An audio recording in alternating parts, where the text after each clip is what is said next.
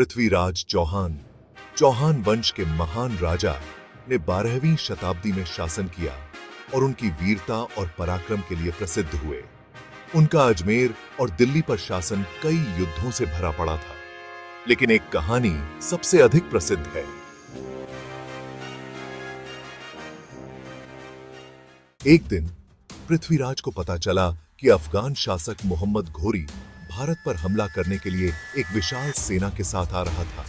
अपनी सेना की कम संख्या के बावजूद पृथ्वीराज ने हार नहीं मानी। उन्होंने अपने सबसे बहादुर योद्धाओं को बुलाया और घोरी का सामना करने की योजना बनाई।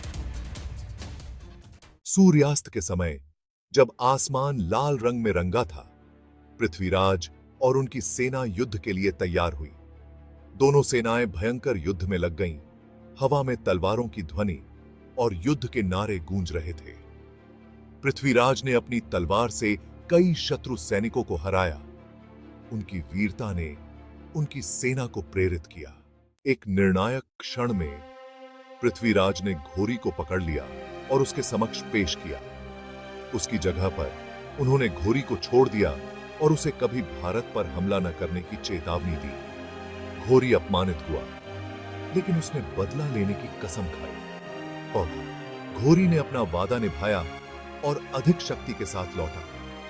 अंतिम युद्ध में पृथ्वीराज ने बहादुरी से लड़ाई लड़ी, लेकिन अंत में विश्वासघात का शिकार होकर पकड़ लिया गया। उसके निष्पादन से पहले उसने अपनी शक्ति का एक अंतिम प्रदर्शन करने का अनुरोध किया। अंधे होकर भी उसने अपने लक्ष्य पर सटीकता से तीर मारा, जो उसकी अद्वितीय क्षमता और साहस का प्रतीक था। पृथ्वीराज चौहान की वीरता और सम्मान की कहानी भारतीय इतिहास में हमेशा याद रखी जाएगी।